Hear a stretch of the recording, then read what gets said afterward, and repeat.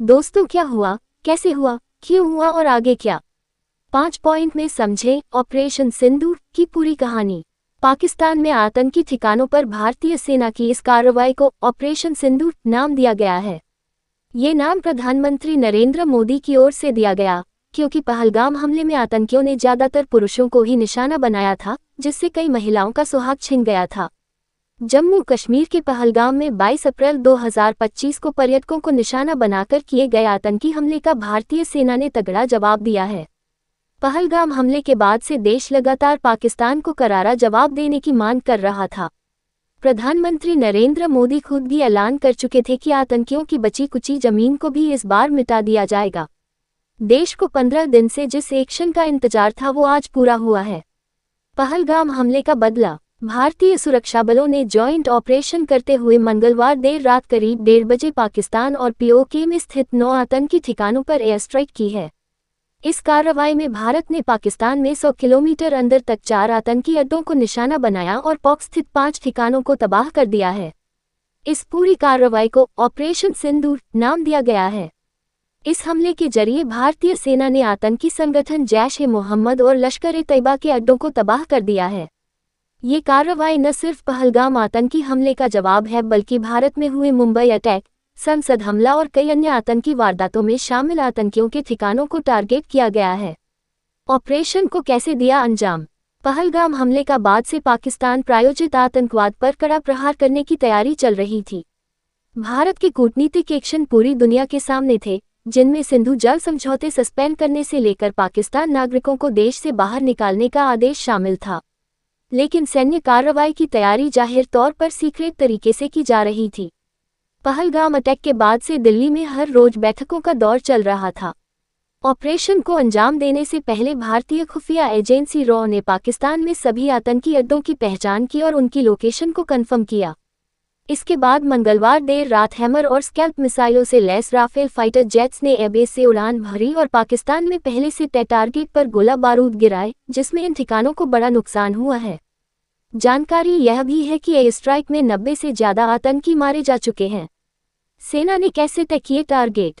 पहलगाम आतंकी हमले की जिम्मेदारी लश्कर के मुखौटा कहे जाने वाली आतंकी संगठन टीआरएफ ने ली थी।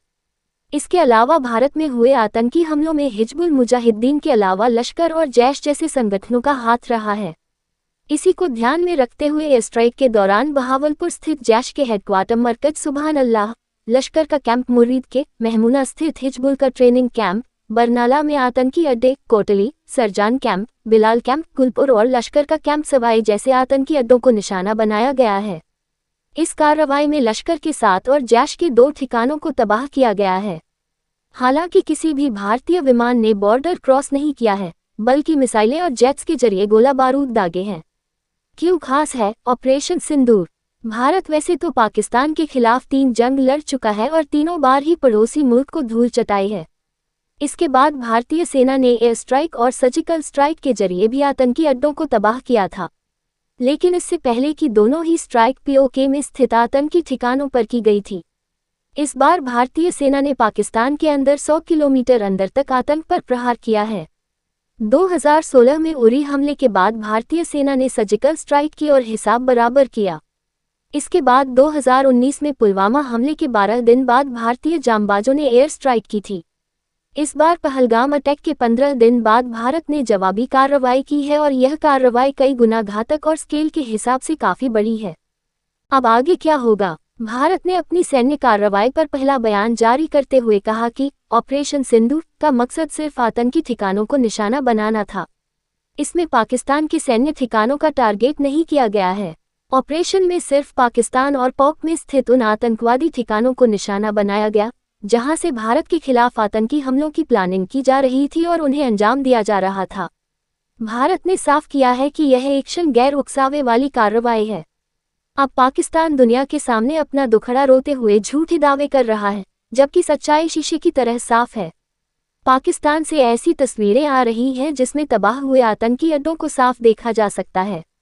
आम लोग भी हमले के बाद तबाह हुए ठिकानों की तस्वीरें सोशल मीडिया पर शेयर कर रहे हैं। साथ ही कुछ वीडियो भी सामने आए हैं जिनमें आतंक के खिलाफ की गई भारत की कार्रवाई को देखा जा सकता है। इस एयर स्ट्राइक से बौखलाया पाकिस्तान अब जवाबी कार्रवाई कर सकता है। इस वजह से एयर स्पेस पर कड़ी नजर रखी जा रही है।